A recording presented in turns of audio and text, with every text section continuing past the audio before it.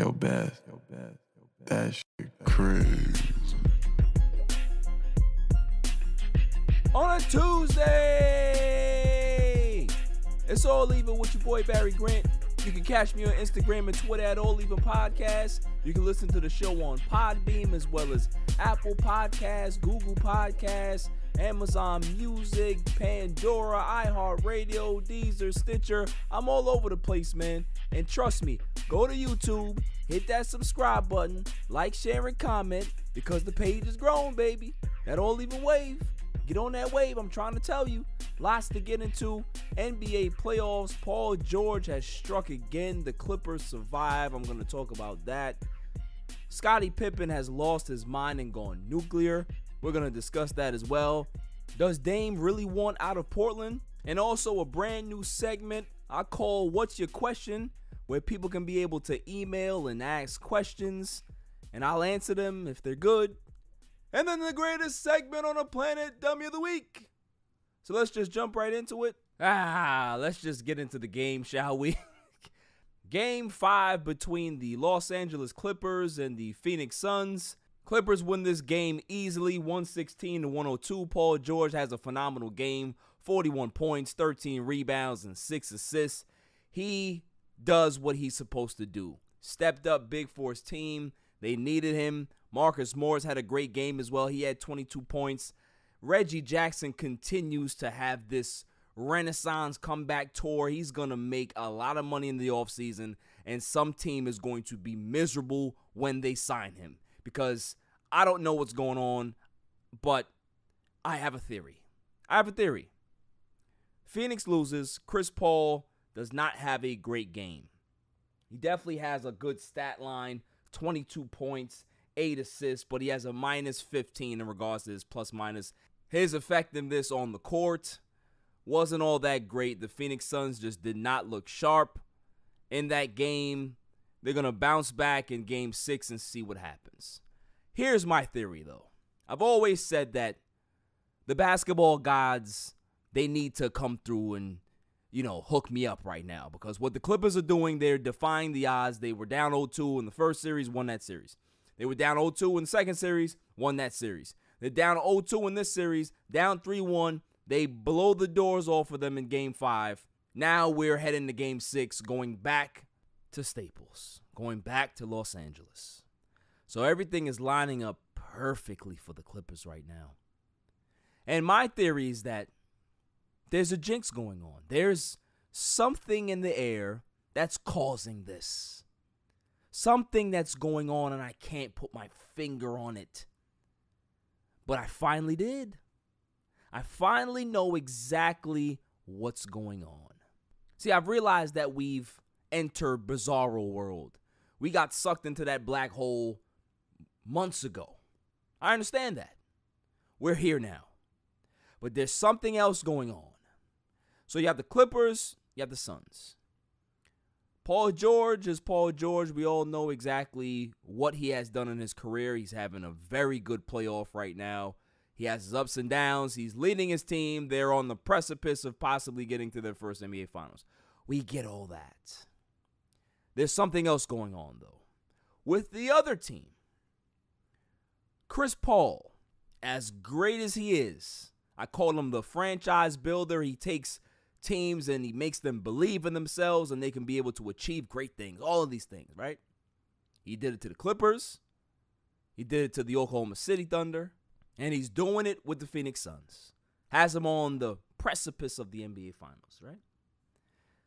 But this is a guy that the next game he plays in this series will be the farthest he's ever traveled in the NBA playoffs. Chris Paul has never seen a Game 6 in a Western Conference final. The last time we saw him this close was 2017 in Houston, where he shredded up his hamstring, and we all know what happened in that series. The rest was history. So Chris Paul is sort of like the gateway to this series, because this is the guy that was on the Clippers, and he was a part of blowing 2 3-1 leads as well. He now goes to Phoenix, and who's he playing in the Western Conference Finals? The Clippers. This guy came back when his team was up 0-2, put up a stinker, the Clippers win, and he hasn't been that good in this series, I'll tell you that right now. So guess what? All of the praise that I've given Chris Paul over these playoffs and all of that stuff, it's over. It's over tonight. I have a new name for Chris Paul. His name is no longer CP3 in my house. It's no longer Chris Paul. His name is Black Cat Paul. Because there has to be some black cat that runs by this guy. There has to be a ladder that he walks under. There has to be something that goes on. Maybe there's a broken mirror in his house. Something is going on with this guy that no matter what team he goes to, that jinx follows. That black cat follows. Phoenix had a 3-1 lead on these Clippers, and they lay a stinker in Game 5. A stinker. They allow Paul George and Reggie Jackson and Marcus Morris to destroy them. Hell, they didn't even play Zubats. They played Terrence Mann in his position. Completely took Ayton out of the game. Kudos to Ty Lue for doing this. And if it doesn't get any worse, DeMarcus Cousins comes out of nowhere and scores 15 points in like 6 minutes. What? This is what I'm saying. Black Cat Paul has struck. And I'm telling you, I would not be surprised if the Clippers come back and win this series. Because this guy has been a part of 2 epic collapses in his history, in his career. It wouldn't shock me because it's Chris Paul. It wouldn't shock me at all because it's Bizarro World. It wouldn't shock me at all because it's the Twilight Zone playoffs, and that is exactly what will happen. I just have this feeling. This bad feeling. I had my celebration elimination parade all set up. And the Phoenix Suns stomped on it last night. Stomped on it. Do I think that they have a chance to win Game 6? Yeah. Okay. Yeah. Do I think they will? I'm not doing any predictions anymore. I just want to watch the game. I just want to watch the game because my predictions in these bizarro playoffs been completely shot. Completely shot, except the Bucks. You know, they're holding their own over there. Although they're in a dogfight right now, I don't understand. Trae Young is not playing, and they're not playing well right now. But all in all, things look okay on the East side. Not over there in the West, when you have to rely. Listen to this. I have to rely on Black Cat Paul to crush the Clippers. I have to rely on him, somebody who's never been here before. Him, somebody who's always been hurt in these situations. Him, somebody who has choked 2-3-1 leads away. Him. This is a nightmare. Nightmare for me. Everybody's giving Paul George credit. No, listen, he deserves it. He played a hell of a game. I can't hate on him after that game. Great game. But I know who he is. He's going to show up soon. Game 5 was Game 5. Okay, cool. Now we getting into Game 6 and Game 7. Things are different. So we going to see. But like I said, who I have to rely on to get the job done, I can't. Moving on. Scottie Pippen has lost his mind, y'all. Scottie Pippen has gone nuclear. He doesn't care. He is burning everything down. And I enjoy it. Not going to lie to you. I enjoy when an old school player or coach or somebody, they just go ether and just scorch earth. Because Scottie Pippen has been seething since the Last Dance documentary. He has waited and played his role and been the nice guy and hasn't said anything crazy.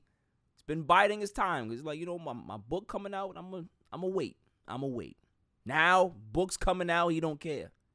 Because how he was portrayed in The Last Dance was foul. Because when I was watching it, I thought the same thing. I was like, yo, how are they gonna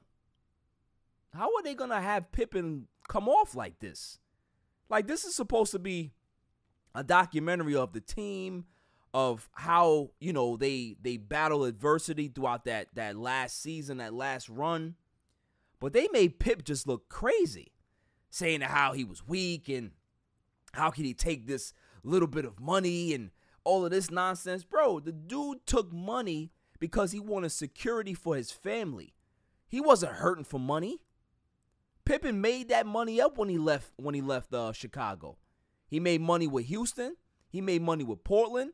He made money with Chicago again.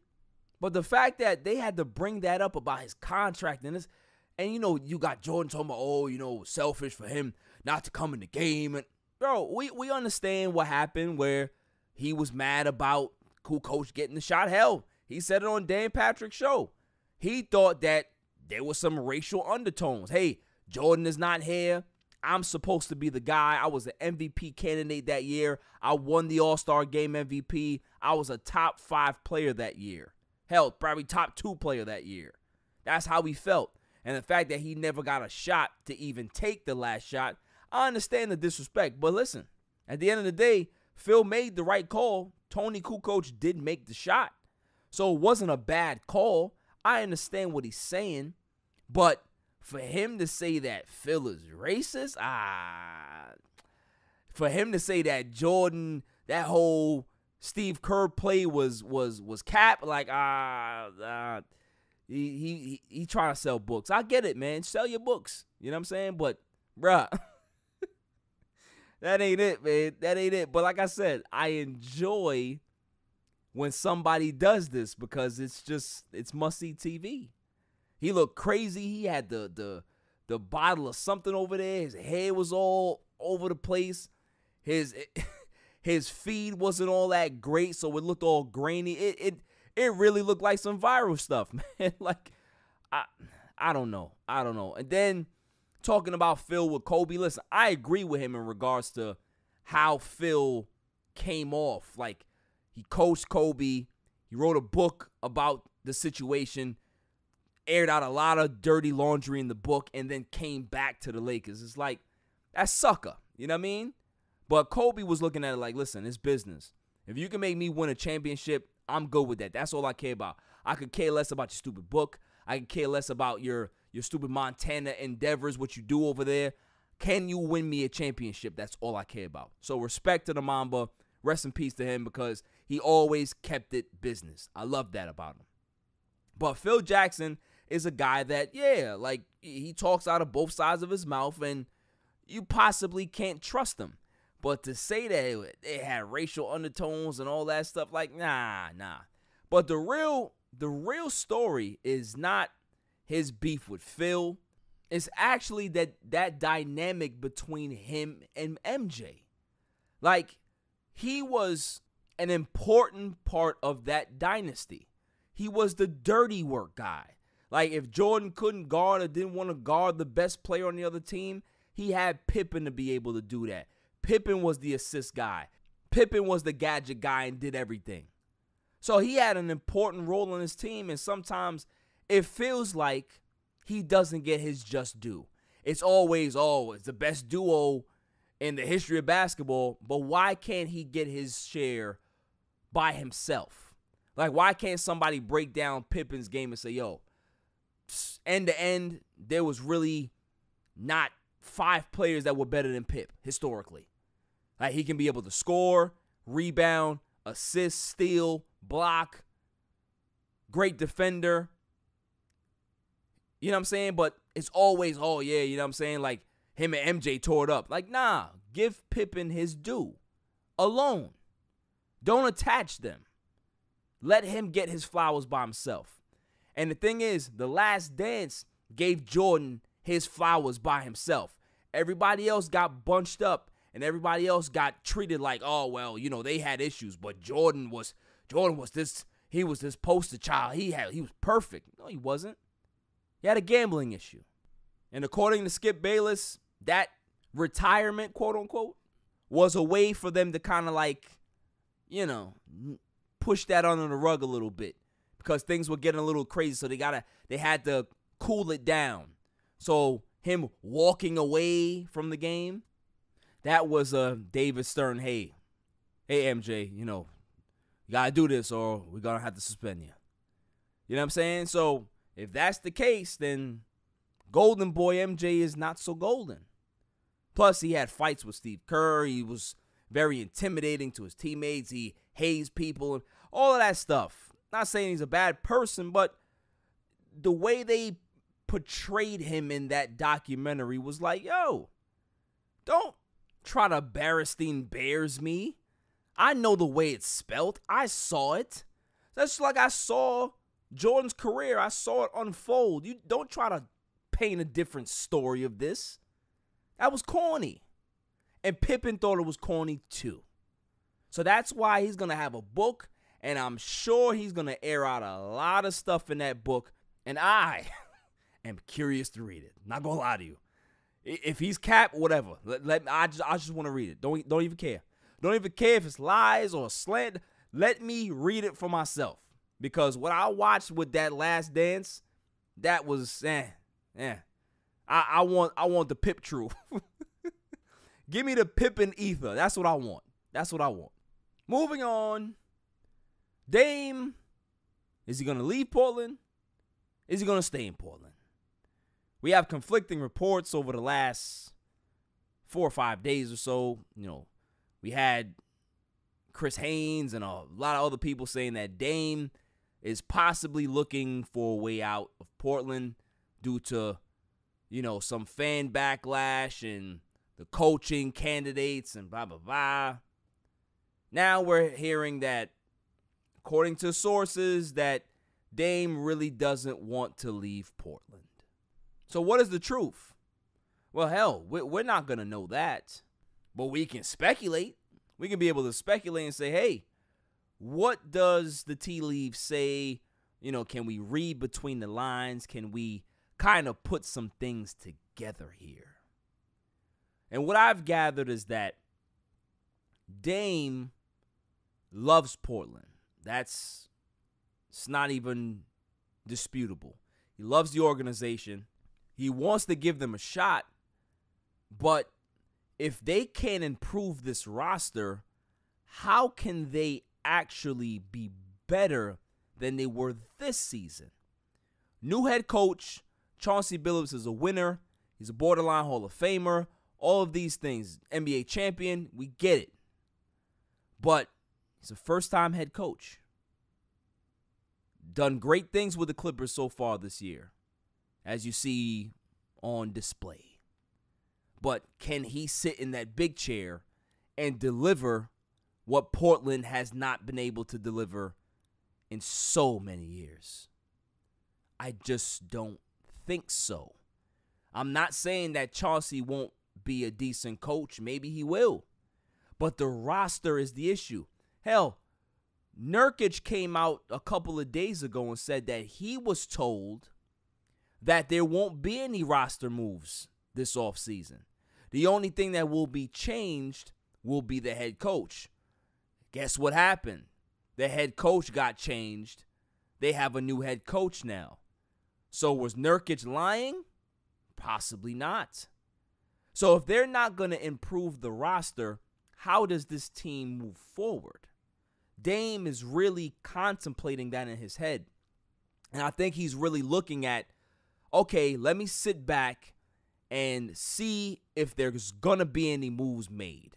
So he's trying to give him a shot like, yo, figure it out or I'm out. I'm on the next thing smoking out of here. And there's a lot of teams that's going to be lined up for him, especially the Lakers. You got the Knicks. You got a couple of teams out there that want him. So, I think he's just biding his time. He's trying to give the organization as much chances to fix this as possible. You know what I'm saying? He doesn't want to jump the gun. He wants to see if they can be able to put something together. If they can't, then he got to do what he got to do. So, respect to Dame. I like this position that he's taken. I personally believe that he's never going to win in Portland. So he just needs to rip the Band-Aid off now and just say, listen, This is where I want to go. These are the teams. Let's figure it out. Moving forward, though, as the bizarro playoffs continue, the Hawks are up 20 points on the Bucks, and Trae Young ain't playing. And guess what else happened? Giannis went down, hyperextended his knee, was down, writhing in pain for a while. He returned back to the bench now, but he's not back in the game. Hawks are rolling. These playoffs, I just... If people want to talk about an asterisk in the bubble last year, they got to put an asterisk next to this season. This is the season to put it on. This is crazy. Just... I am totally disgusted with these playoffs. I'm going to watch it because I want to see who comes out on top, who survives, because it's not about who wins the championship. It's about who survives. That's what it feels like. This is a joke. To be down 20 points to a Trae Young-less Hawks, no matter if Giannis is down or not, this is crazy. This is crazy. After Chris Middleton had his big night in Game 3, look at what he's doing in Game 4. 8 points, 3 of 13 shooting, 8 rebounds, 0 of 6 from 3. This is why people say that Chris Middleton is just not a solidified, solid number 2 guy, because he will give you a phenomenal performance like that and then throw a stinker like this. This is bad. For a team that's supposed to be a good, balanced team, they're getting dogged by... You know what? It may be time for people to stop doubting these Hawks now. They've been doubted in round 1. They were doubted in round 2. People said they would get steamrolled by the Bucks in the conference finals. Look what we're seeing. Game 4, they're up 20 with no superstar. I got nothing. I got nothing. I got nothing. Nothing else. Coming up after the break, what's your question? On a Tuesday night. It's all even. Yo, it's your man DJ G Money from that Flip the Script podcast. You see it? We in the studio right now. Flip, shut up. Yeah. Oh, listen. Shout out to the All Even podcast. My man Barry Grant Jr. What's up, man? What happened? What you want to say to the people? Shout out somebody else's podcast? Yeah, don't make it to join. What's up? All Even. All Even podcast. Yo, it ain't even up here, boy. We put this what's up, man? All Even. Yo, you. Oh my God. What's up with you, man? Now you. Well, that's a shout out. You keeping this? Yeah, keep all that. You want to jump All in the Even camera? podcast, right? Yeah, All Shout out Even. to All Even podcast, right? All Even. That's your man. My man. All right, shout out to All Even podcast. 100%. He cool. Is he cool? Let me see. Is he cool? Yeah. What is it, D? Oh. Shout out, D. Oh. Cool, man. Welcome back, y'all. So now let me introduce my new segment, What's Your Question? Where I have people who listen to the show, they can be able to email, send in their questions, and I'll answer them if there's some good ones. So let's go ahead and pick one here. We have Donald from Birmingham, England. Says, big fan of the show. I love the NBA and wanted to know, where do you think Russell Westbrook plays next? Well, I don't know who wants him, honestly. But if I were to pick a spot, I think New York may be an option. I've seen rumors floating around that Anthony Davis wants to play with him. I don't want that at all for my team in regards to the Lakers. But I can definitely see, a team like the Knicks, like I said, a dark horse team, maybe a team like Boston. I think Boston may take a chance on him. Who knows? The fact that they got Udoka over there, maybe they want to bring in a guy like Westbrook that has that type of cachet and that fire and that drive. So, look out for, there's going to be a lot of trades that happen in this offseason. I think Russ is going to be one of them. So, look for those two teams to definitely have an impact in regards to acquiring a guy like Russ. But, his market is really not that high, man. It's tough. You know what he is. You know what he's capable of doing. but that doesn't translate into wins, especially in the playoffs. So any team, any contender that's trying to get a Russell Westbrook, you're basically only getting him to sell tickets. You're getting him to possibly try to get you to the playoffs. Maybe you haven't been there in a while, but to get you over the hump or to be a piece to a championship team, that's not Russ. I think that ship has sailed a long time ago for him. Still a very productive player, but that's basically all he is right now, is that he's a stat stuffer. He's not a championship level guy. He really isn't. All right, let's get to another one here. We have Mark from East Islip, New York. Mark says, "What's up, Barry? I love the Knicks and want to know, do you think that John Wall is a good fit for the Knicks? I feel that we need a point guard, and the fact that he has that Kentucky connection with Julius Randle, I think it would be a perfect fit, and it would help the Knicks get over the hump in regards to the playoffs. What are your thoughts? Love the show. Fit or nah?" Well, Mark, I could tell you that I don't really necessarily feel it's a great fit. It's not a bad fit. It's just that John Wall, first off, he has a very big contract. And what would a trade look like to acquire him? He's his market is down right now, which may be a good thing in regards to the Knicks if they're looking to acquire him. But what does he have left? He's not a guy that can shoot on the outside. He's shown this year that he's very, very athletic. He can still play, still has that burst of speed. But the problem with John Wall is health. Is he going to be able to stay healthy to be able to help you get to the playoffs or even contribute in those playoffs? John Wall hasn't played in the playoffs in a very, very long time. So that has to be a part of the decision-making for the Knicks as well. Just because they need a point guard, I don't think that you should be, quote-unquote, diving for everybody that's available or possibly may be available. Like, that to me is kind of like, I don't want to use this phrase because he's not trash, but it's like dumpster diving. You know what I'm saying? Like, you're just going through there to try to get something because you see this big bin of trash that you got to sort through with something. There has to be a diamond in here somewhere. There got to be something valuable in here. But, the Knicks have to be very, very careful in regards to how they go about this, what player that they bring in that locker room. They have a culture. They did some special things this year. You don't want to really get a guy that possibly can disrupt that culture, not consciously, but just subconsciously. Is John Wall a great leader? No, he's not. So normally a guy like Tibbs, he wants a guy that's going to be a point guard and going to be a leader for his team.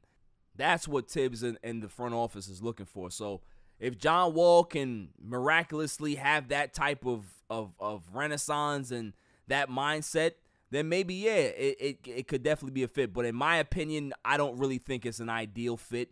I think that John Wall may need to go to a team. I can say Boston again. I think the Lakers. I think a team like Sacramento, maybe a team like Cleveland.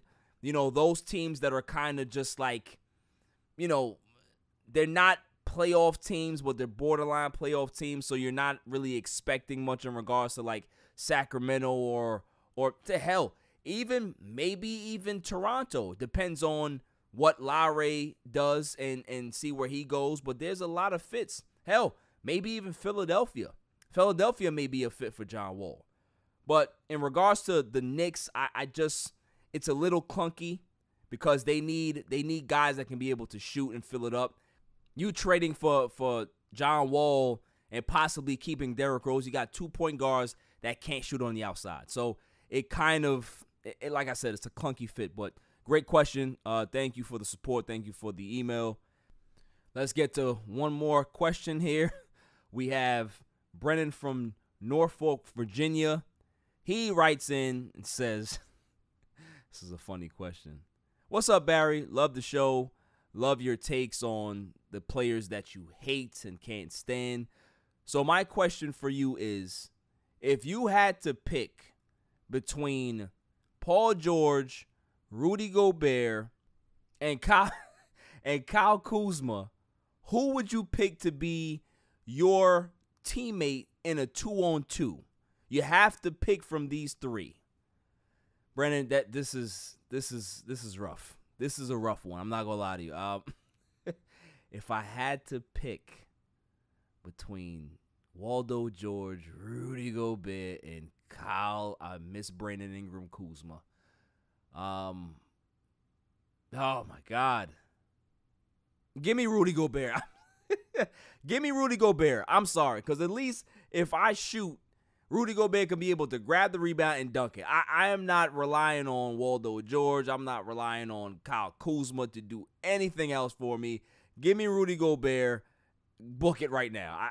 Listen, there's no way I can be able to pick Waldo George for anything. No. I got to stay consistent. Kyle Kuzma, the same thing. I can't do it. I can't do it. But love the question, Brennan. Thank you for your support for the show. Appreciate it. Thank you for your email. That was fun. I like that. So that's what I'll probably do every Tuesday. I'll probably do like 3 or 4, give my best answers for them. But just please don't torture me with Clipper questions. I can't do it. I'll just discard those if you continue to send Clipper questions my way. Coming up after the break, the greatest segment on the planet, Dummy of the Week, on a Tuesday night. It's All Even. This is Cigar Gents and Gals. Just want to give a shout out to All Even Podcast, the best sports podcast out there. Keep up the amazing work. Also check us out at CigarGentsandGals.com. We're everyday apparel for cigar smokers. Let's get it. What's going on? What's up with you? It's your boy, the Candyman, the ALFRE to the D. It's your boy, Alfred from the Rap Lab Podcast. And it's the one and only True G. Just call me the QG from the Rap Lab Podcast. And you tuned in to All Even with Barry Grant. Boy, that shit crazy. Welcome back, y'all. So without further ado, the greatest segment on the planet, Dummy of the Week. Dummy, yeah. We pick candidates on Tuesday and Saturday, and then we pick the winner on that Saturday show. So who's my candidate for Dummy of the Week? May I have the drum roll, please? And the candidate is the WWE. Yes, Vince McMahon and the WWE, they are my candidates for... Dummy, yeah. Because, ladies and gentlemen of the jury, it's a good one. WWE has always been, a place where people get their entertainment. They love their wrestling. They love, the storylines. They love the suspense of it. Stone Cold Steve Austin, The Rock, Hogan, Ric Flair, Shawn Michaels. The list goes on, right? All of these great characters have come about. And storylines have been good. You had Undertaker versus Shawn Michaels, and Kane rips the door off the cell. And that's when we first get introduced to Kane. And Kane is Undertaker's brother, and they have this long... everything was so good, right? But now, Vince McMahon and the WWE decide that they're going to completely go away from, people who know the business. People who have been in the business for 20, 30, 40, 50 years that know how storylines work. No. He's going to go ahead and hire people who have no idea what wrestling is. Cue comedy writer Kenice Mobley. Now, I'm not going to go ahead and bash this young lady about her being hired by WWE, but I have to say this. Kenice Mobley was hired as a writer to be on WWE's flagship program, Monday Night Raw. Kenice doesn't know anything about wrestling. And she told them this, and they said, no, it's fine. Come in. So she said, okay. She was told to come in. And she said that, she's supposed to be working with a guy that's on the roster, black guy named Bobby Ashley or Lashley. I'm really supposed to know his name, but he was in this group called the Hurt Business, and they wore suits, and they were like, hey, we're cool. Like, this is verbatim what this young lady said. She has no idea about who this guy is, what his importance is to the company, and what she's supposed to do. She's hired as just a writer. You can't make this up. Vince McMahon has turned WWE into a reality show. Like, newsflash, people who don't respect wrestling and all that stuff, all that's cool. But these people put their bodies on the line. They are entertainers. They're supposed to be taken seriously. Back in the 60s and 70s, wrestling was serious. Like, people really enjoyed it. They thought it was real, that they brought that emotion and that passion to the building every night. They wanted to beat up wrestlers and have fights in the parking lot because they were like, you're not going to beat up my favorite guy. I don't like you as a heel. But Vince McMahon completely said, no, we don't care about all that. Bringing comedy writers, bringing this to this. But the funny thing is, here's the funny part, is that after she does this podcast called Asian Not Asian, I don't really know what it means. I'm not going to touch that. WWE fires her. They fire her. And they're like, oh, the cat's out of the bag. Oh, we have to hide this. They were never supposed to know that we just hire regular writers off the street. What is going on in the business that I love? Vince McMahon has turned the WWE into a circus. It's a complete circus, and nobody knows what the hell is going on. Nobody respects the sport. People aren't watching anymore. There's not like tens and millions of people tuning in every night. There's like maybe 1.5 million, 2 million people. They're not generating any new fans. They're firing people left and right just to make the books look good. This is what happens when you have a publicly traded company. It's now garbage. It's now garbage. You don't recognize the stars that are there. They got one guy over there that's holding it down. Nobody else matters. They have comedy writers and people that are just off the street. They don't care about the business. That's fine. It's fine. That's like me. You're going to trust me to drive a truck across country when I've never drove a semi-truck in my life? I've driven a SUV. Yeah. Oh, yeah, I've driven the Home Depot truck. I've driven the U-Haul truck. It's the same thing, right? Same car. We can be able to fix. No, it's not. It's not the same thing. You get people in the business that know about the business that can write for the business. Movie people are not going to take some poetry writer and write a screenplay. They're not doing it. They need somebody with experience. They need somebody that can be able to put things together. No, not WWE. If you're a writer, if you know how to put pen to paper, you're hired. Stupid ass company. And whatever facelift Vince McMahon got, maybe it has gotten to his brain, because I don't know what's going on. I don't know what's going on over there. They're not operating like the same smart company that they were operating like 20, 25 years ago. It's just not, it's not the same thing. You come up with the WWE network, that was cool, then you sold it to Peacock. It's now crap because they took over a whole bunch of stuff. It's just nonsense. Every time you try to give the WWE credit and try to move forward and support them, they do something to just slap you in the face. It's enough. It's enough. I think this is the straw that broke the camel's back for a lot of people. Oh, you're going to hire a writer and you're going to fire her because she aired out dirty laundry. Like, yeah, she's a dummy for that, but you guys are twice as stupid for hiring her in the first place. So WWE, you may have finally hit rock bottom and you really appeal to the losers in the basement. But today, you're possibly a winner for Dummy of the Week. That's all for this show. I'll see you guys on Saturday. Until then, stay safe, stay cool. Peace. You can catch me on Instagram and Twitter at All Even Podcast. Listen to the show on Podbean, Amazon Music, Spotify, and wherever you find your podcasts available. And check out my YouTube channel, All Even Podcast. And don't forget to like, share, and hit that subscribe button.